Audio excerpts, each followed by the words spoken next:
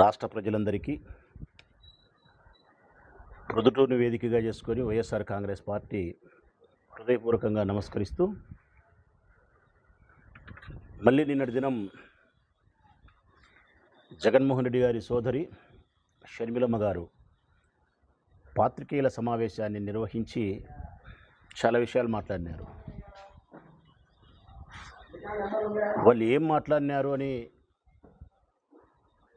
చెప్పేదానికంటే ముందుగా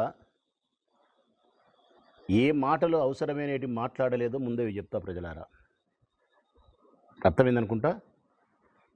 పాత్రికేయుల సమావేశాన్ని నిర్వహించినటువంటి సోదరి షర్మిలమ్మ గారు రాష్ట్ర ప్రజలకు ఏమైతే చెప్పాలనుకుందో, ఈ సమస్యకు మూలం ఏదైతే ఉందో అది మాట్లాడలే. అవసరం లేని మాటలు మాట్లాడింది. అవసరమైన మాటలు ఏంటంటే, ఈ సమస్య అంతటికీ మూలం ఆస్తి వివాదం. ఈ సమస్య అంతటికీ మూలం ఆస్తి వివాదం. తన తండ్రి అయినటువంటి స్వర్గీయ రాజశేఖర రెడ్డి గారి యొక్క ఆస్తిని ఇంకా పంపకం చేయలేదని, ఆ ఆస్తిలో సగభాగం నాకు హక్కు అధికారం ఉంది అని చెప్పేది ఆమె అభియోగము, డిమాండ్. దీని మీదనే ఈ చర్చ అంతా జరుగుతుండేది. నేను మాట్లాడింది కూడా మొన్న ఇదే, సతీష్ రెడ్డి మాట్లాడింది ఇదే, పేర్ని నాని అన్న మాట్లాడింది ఇదే, లేకపోతే మా వాళ్ళందరూ మాట్లాడింది ఇదే. నేను మాట్లాడిన తర్వాతను ముందో వెనుకో. కానీ నిన్నటి దినం ఆమె మాట్లాడాల్సి వస్తే ఏం మాట్లాడాలా? ఇదిగో మీరు చెప్తా ఉండేది తప్పు, నా తండ్రి ఆస్తి ఇంకా పంపకం జరగలేదు, నాకు దాని మీద అధికారం, హక్కు ఉందని చెప్పి తనకు ఉండబడినటువంటి సాక్ష్యాలతోనో ఆధారాలతోనో తన వాదన వినిపించవచ్చు. లేదు, జగన్మోహన్ రెడ్డి గారు రాసిన ఎంఓయు రాజశేఖర రెడ్డి గారి ఆస్తుల మీద ఎంఓయు రాయించినాడని చెప్పే విధానమే అయితే దానికి చెప్పాలా సాక్ష్యమో ఆధారమో చూపిస్తూ. ఈ రెండింటికి మేము ఆ రోజే చెప్పినాం. రాజశేఖర రెడ్డి గారి బ్రతికి ఉండగానే 2009లో ఆస్తుల పంపకం జరిగింది, నీ పేరుతో రిజిస్ట్రేషన్ చేయించిన ఆస్తులు ఫలానా అని చెప్పి ఆస్తుల వివరాలు కూడా వెల్లడించినాం. దానికి మీరు అంగీకరించినారు, మీ తల్లిగారు కూడా అంగీకరించినారు. ఎంఓయూ గురించి మాట్లాడిన దానికి కూడా మేము చెప్పినాం. రాజశేఖర రెడ్డి గారి ఆస్తులకు ఎంఓయూ కాదు, జగన్మోహన్ రెడ్డి గారి యొక్క స్వార్జితముతో సాధించుకున్నటువంటి ఆస్తులపైన ప్రేమతో నీకు ఇవ్వాలనుకునేది చేసిన ఒక ఒప్పందము అని.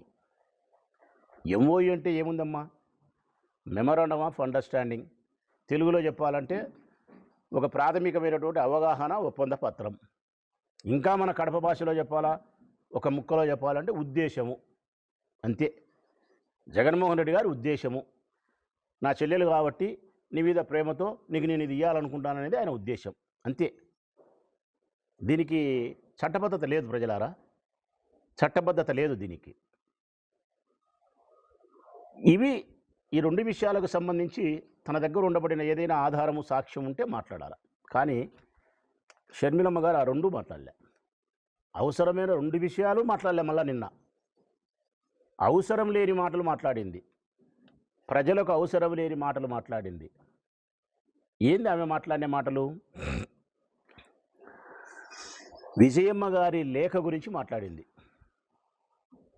నోటరీతో స్టాంప్ చేసి ఇచ్చిన లేఖ ఏదైతే ఉందో ఆ లేఖ విజయమ్మ గారు రాయలేదు, ఆమె సంతకం పెట్టలేదని చెప్పి మేము అన్నట్టు దాని మీద శాంతింపు మాట్లాడింది. ఎవరన్నారమ్మా అది?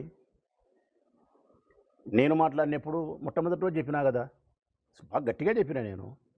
విజయమ్మ గారు రాసిన లేఖ ఒక పత్రికా ప్రకటనకు సంబంధించినది, ఒక స్టేట్మెంట్ ఇవ్వచ్చు, లేకుంటే ఒక నోట్ రిలీజ్ చేయొచ్చు, లేకుంటే ఇంట్లో కూర్చొని ఒక వీడియో రిలీజ్ చేయొచ్చు. నోటరీ చేసి స్టాంప్ వేసి చేయడం అంటే కన్నా ప్రజలను నమ్మించడానికి బలమైనటువంటి ప్రయోగం చేయడమే తప్ప మరొక ఉద్దేశం కాదు అని చెప్పినా తప్ప ఆ లేఖ అమ్మ రాయలేదు అని మేము చెప్పలేదు తల్లి.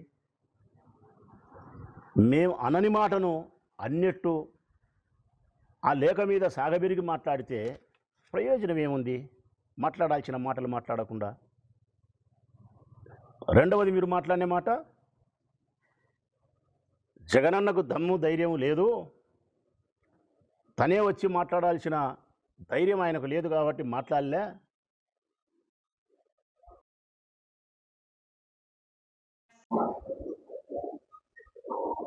జగనన్నకు దమ్ము ధైర్యము లేక కాదు తల్లి మాట్లాడలేకుండా దానికి. సంస్కారము, కుటుంబ గౌరవము, చెల్లెలనే ప్రేమ. ఈ సంస్కారం చేత కుటుంబ గౌరవం అనే ముఖ్యమైన విషయానికి ప్రాధాన్యత ఇచ్చినాడు కాబట్టి, చెల్లెలనే విషయానికి ప్రాధాన్యత ఇచ్చినాడు కాబట్టి మీడియా ముందుకు వచ్చి మాట్లాడలేక నలిగిపోతున్నాడు ఆయన. మానసిక సంఘర్షణకు లోనవుతున్నాడు. దాన్ని మీరు గమనించక జగన్మోహన్ రెడ్డి గారికి దమ్ము ధైర్యం లేదు, మాట్లాడే ధైర్యం లేదంటే ఇది హాస్యాస్పదమైన మాట తల్లి షర్మిలమ్మ గారు. కారణం, దమ్ముకు ధైర్యానికి చిరునామా మీ అన్న జగన్ తల్లి. దమ్ముకు ధైర్యానికి కేర్ ఆఫ్ అడ్రస్ జగన్. ఈ రాష్ట్రంలో ఏ రాజకీయ పార్టీకైనా ఏదైనా దమ్ము ధైర్యం కావాల్సి ఉంటే జగన్ అడిగి అరువు తీసుకోవచ్చు, అప్పు తీసుకోవచ్చు. టన్నులు ఉంది తల్లి జగన్మోహన్ రెడ్డి గారి దగ్గర ధైర్యము. ఆయనకేందమ్మా ధైర్యం లేదనేది? సంస్కారమే, చెల్లెలని ప్రేమే, కుటుంబ గౌరవమే. ఇంకొకటి నువ్వు మాట్లాడిన మాట అవసరం లేని మాట.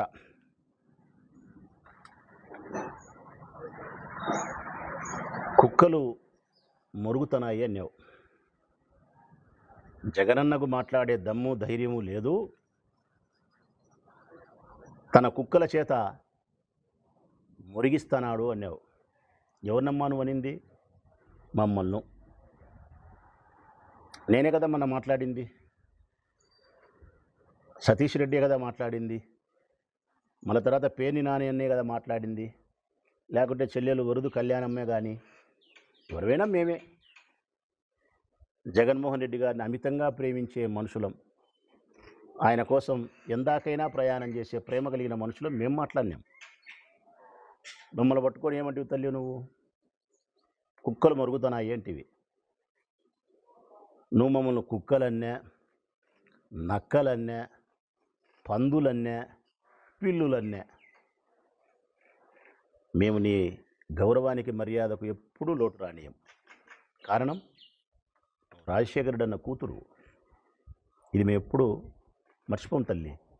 రెండవది, జగనన్న చెల్లెలు నువ్వు. ఇది ఎప్పుడు మేము విస్మరించం ఈ మాటను. మూడవది, అత్యంత పవిత్రమైంది, నువ్వు మహిళవు తల్లి, మహిళవు. నీలో మా చెల్లెలను చూసుకుంటాం, మా అమ్మను చూసుకుంటాం, మీలో పొరపాటును కూడా మాట్లాడడం. అన్నిటికీ మించి మనిషివి తల్లి నువ్వు. నిన్ను పట్టుకొని మేము గౌరవానికి లోటు చేయలేం. నువ్వు ఎన్నెన్నాను తల్లి మమ్మల్ని కుక్కలు అన్నావు కదా, రైట్.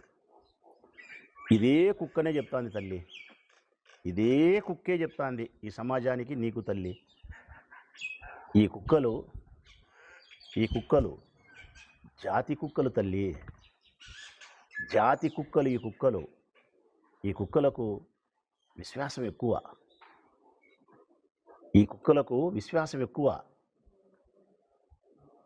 ఈ కుక్కలు ఎప్పుడంటే అప్పుడు మొరగవు. కుక్కలు జనరల్గా దొంగలు కనిపించినప్పుడు మాత్రమే మొరుగుతాయి.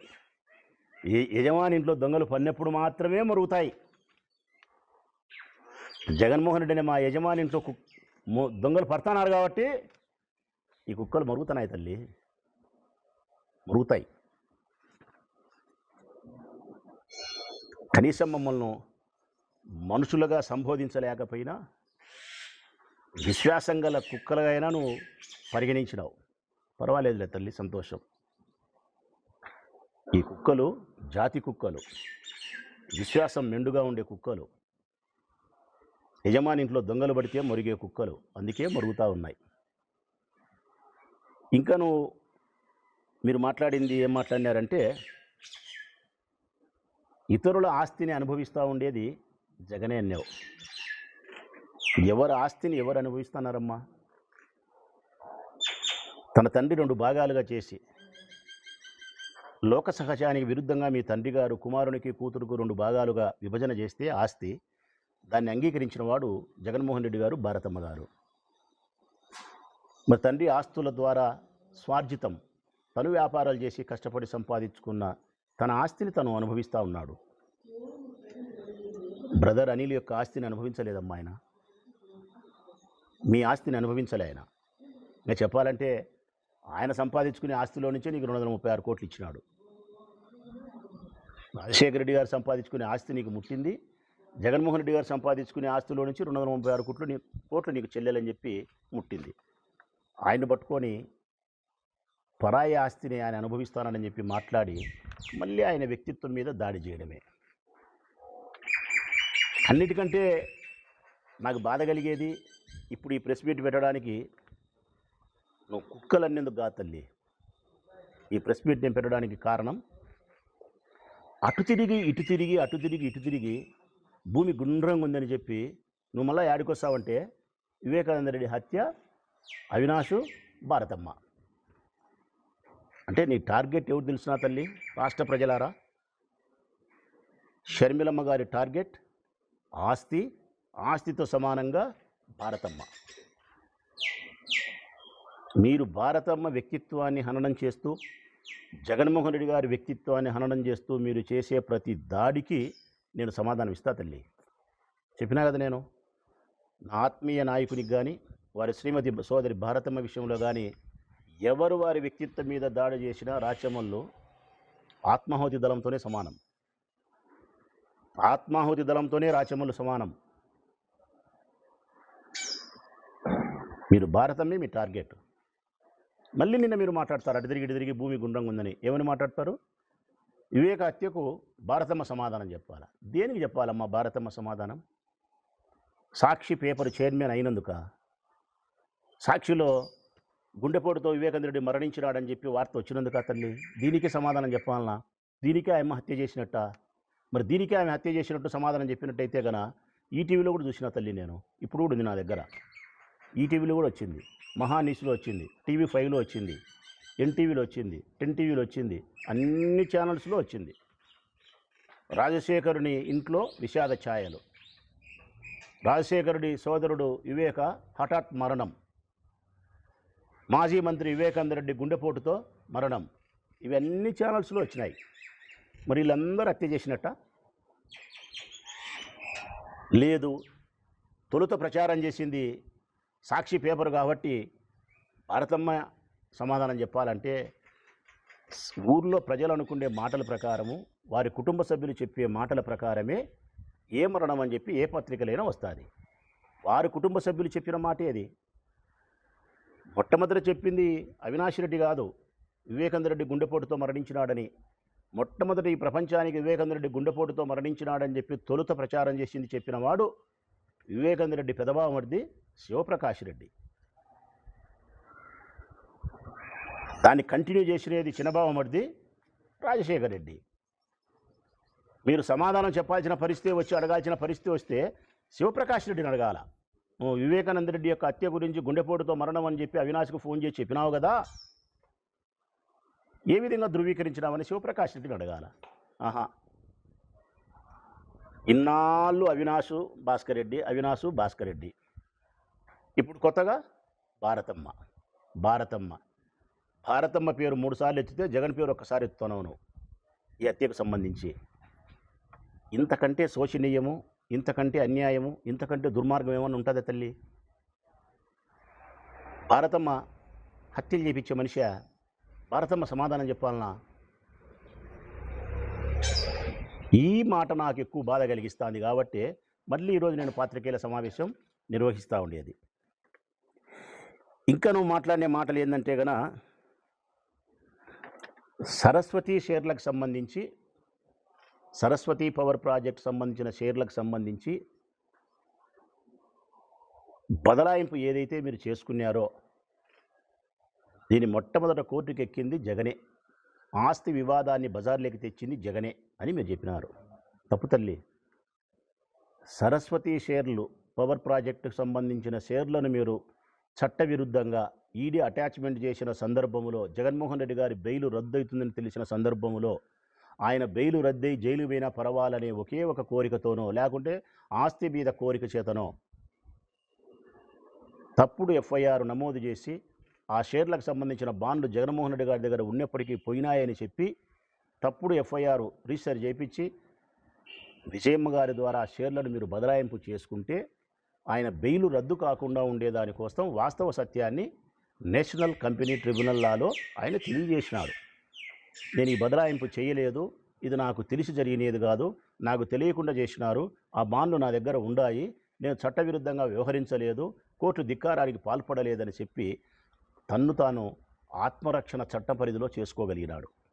ఇంతే, ఆస్తి వివాదం పెట్టలే. బజారుకి ఈడ్చినేది బజారుకి ఈడ్చి ఇది కాదు తల్లి. మీరు పులిందల్లో పూలంగల దగ్గర కొంగు చాసి యాశించినారు చూడి, అది బజారుకి ఈడ్చడం. చంద్రబాబు నాయుడుకు ఉప్పందించి లోపాయికారంగా పనిచేస్తున్నారు చూడి, అది బజారుకి ఈడ్చడం. 22 సార్లు 21 సార్లు సునీతమ్మ కలిసింది చూడు చంద్రబాబు నాయుడును, అది బజారుకి ఈడ్చడం. ఇవన్నీ జగన్మోహన్ రెడ్డి గారి వ్యక్తిత్వాన్ని, భారతమ్మ గారి వ్యక్తిత్వాన్ని హననం చేస్తూ మీరు చేసే ప్రతి దాడికి రాచమల్లు మొదలుకొని జగన్మోహన్ రెడ్డి గారిని ప్రేమించే ప్రతి మనిషి సమాధానం ఇస్తాడు తల్లి. దాంట్లో ఏమీ ఇబ్బందే లేదు. ప్రజలు కూడా చెప్తా ఉన్నా నేను, ఎంఓయూ అనేది ప్రాథమికమైనటువంటి అవగాహన ఒప్పందమే ప్రజలారా. దీనికి చట్టబద్ధత లేదు. ఉద్దేశం, ఇప్పుడు నాకు ఉద్దేశం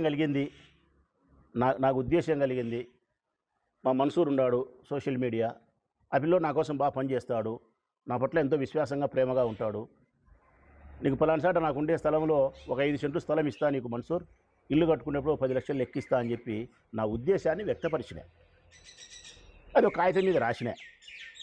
ఆ పిల్లోడు నాతో బాగా ప్రేమగా ఉండి ఇట్నే చేస్తే 5 సెంట్ల స్థలం ఇస్తా, ఇల్లు కట్టుకునేటప్పుడు ఆ 10 లక్షలు లెక్క ఇస్తా. ఆ స్థలం నేను రీసెర్చ్ చేయించేటప్పుడు నా పిల్లోడు వరదరాజిరెడ్డికి ఉప్పందిస్తే, వరదరాజిరెడ్డి కొంపకాడికి పోతే నేను 10 సెంట్లు 5 సెంట్లు ఆ పిల్లోని స్థలం ఇస్తానా? నా ఉద్దేశాన్ని మార్చుకున్నా. జగన్మోహన్ రెడ్డి చేసింది కూడా ఇంతే. దీనికి ఆయన షర్మిలమ్మ ఆస్తిని కొట్టేసినట్టు, వాళ్ళ కుమారుడు కూతురుకు మేనల్లునికి మేనకోడలకు అన్యాయం చేసినట్టు, అటు తిరిగి ఈ కథ పక్కన పెట్టి మళ్ళీ వివేకానంద రెడ్డి హత్య విషయం తీసుకొచ్చి భారతమ్మను టార్గెట్ చేయడము, ఇది చాలా అన్యాయం తల్లి. అందుకే మేము స్పష్టంగా చెప్పగలుగుతా ఉన్నా, మీరు ఏదైతే మమ్మల్ని కుక్కలని సంబోధించినారో మళ్ళీ చెప్తానం తల్లి, మేము కుక్కలమే, జాతి కుక్కలమే, విశ్వాసం మెండుగా ఉండే కుక్కలమే. ఈ కుక్కలు జగన్మోహన్ రెడ్డి గారి ఇంట్లో దొంగలు వన్నప్పుడు మాత్రమే మొరుగుతాయి. జగన్మోహన్ రెడ్డి గారి ఇంటి దొంగలే బయలుదేరినారు కాబట్టే ఈ కుక్కలు మొరుగుతున్నాయి తల్లి, ఇంకా మొరుగుతాయి.